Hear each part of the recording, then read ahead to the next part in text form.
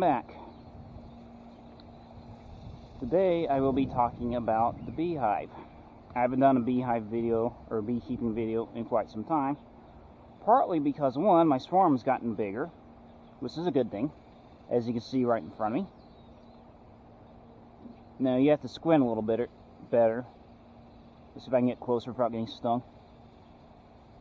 You see there's a couple different species of bees in there.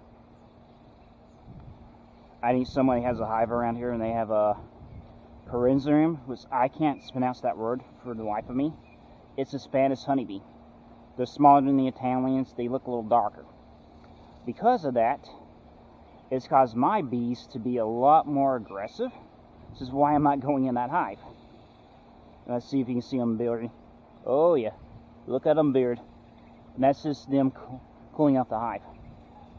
Now I did manage to sneak a peek in there. They're in that top box. They're about half full, which is a very good sign right now. Because I have to start worrying about the winter. And we do have harsh winters out here from time to time. They need a minimum of 20 frames to survive the winter. That is a... Stupid bees. I hate when they crawl on me. Sorry about that. So I'm going over here.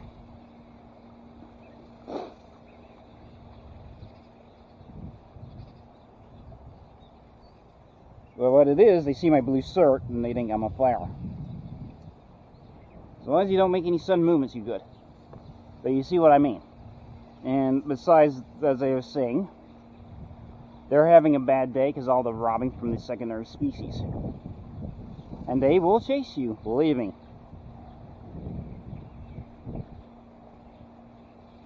But this is their dearth period. Meaning, they're trying to fight for every flower, pollen,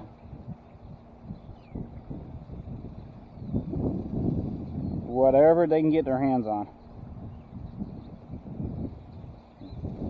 Which is why I'm not going in there. When I say in there, I mean the hive. Now I did sneak a peek in there. They're about half full of that second hive body, which is what I want them to do right now. Because when the winter comes, they're not going to have any flowers and they don't hibernate, so they still need to have food stores. Now the state of Oklahoma, statewide, has a 50% chance of failure. That's bad. So I have to worry about keeping them alive for the winter. This means I have to properly insulate that. I may have to build some type of windshield. That's pretty minor. Insulate the hive, as I said. Make sure they can survive the winter. Now, once they get to the winter, I will put on about 2 or 3 super boxes. And a super is just what they call, this jargon for, this is where our honey star's at. It doesn't keep the hive body there because you exclude the queen. And I will show you that equipment there.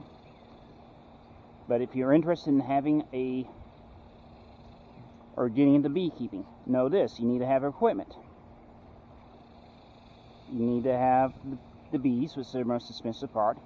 You need to have the boxes, and you have a few different configurations. I went with that with the standard here. You have to get used to your bees. You have to operate a smoker. You have to know certain things, which is why it's imperative to join a bee club. And practically all of them will do a beekeeping class where they teach you all the basics and how to put equipment together, all that wonderful stuff. You may even be lucky and have an active mentor that you can call. But you can see how busy they are despite the swarms from the feeding jars.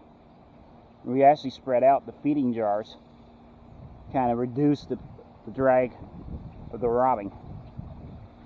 And that's just another jargon for when a second hive comes in and tries to steal from a weaker hive.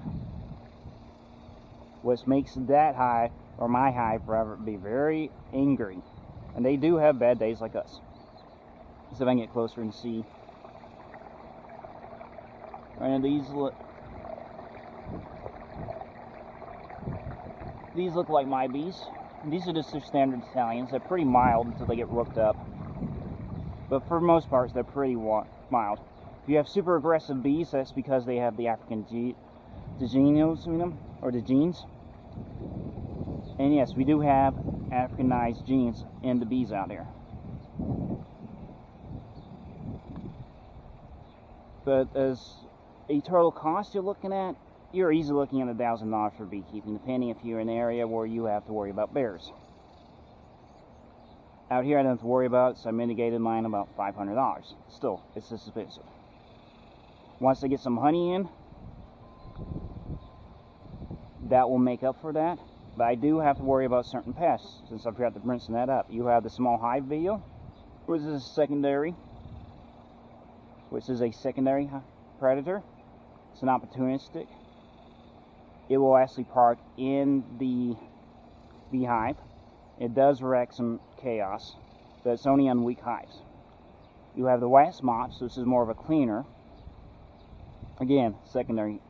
The main one you have to worry about is the Verona destructor mite. One goes in, 5 comes out. They can devastate a hive very quickly. Lastly, you need to worry about, as you can see, I am kind of backing off from these bees. As I said, they're having a bad day. But lastly, I lost my train of thought. The last thing is the flowers. Are you more worried about having food security, or do you want honey? Now I'll tell you this, honeybees are good pollinators, but they're not as effective as the native bees you have out here in the States. For example, squash. You have a type of native bee that's called a squash bee that loves squash. They will go after squash and be a much more effective agent at pollinating the squash.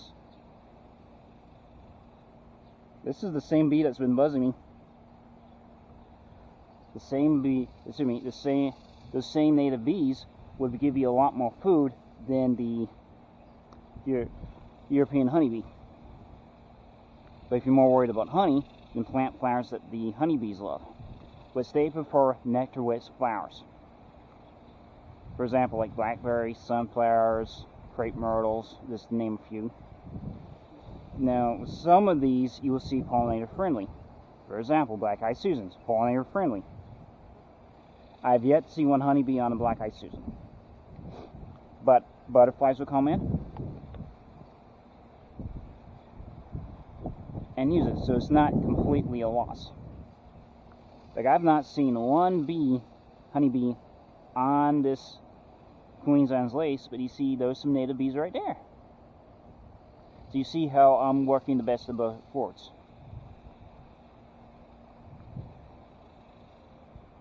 But you do need to have protective suits when you're working on them, because you could be allergic. If you do have some allergies, if you take the Benadryl crop syrup, that works wonders. Benadryl also works quite well. I've heard Zytac can work.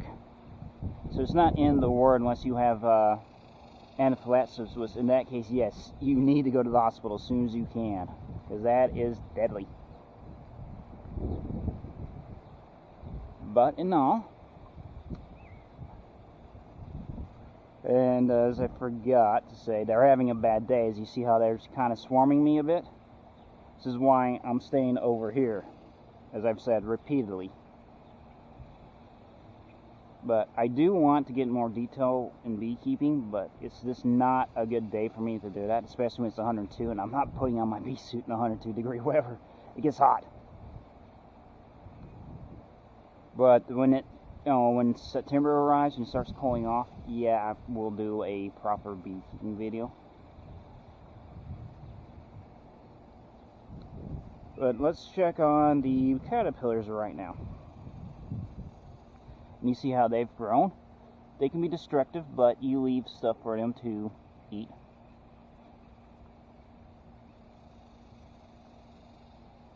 You see how they've already grown. Won't be long before they will pupurate and cocoon.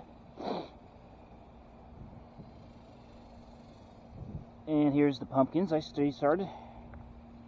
And you see already, I'm going to have to do some transplanting again, and it's not even been 2 weeks. Let's see what happens with you. Yeah, that's the problem.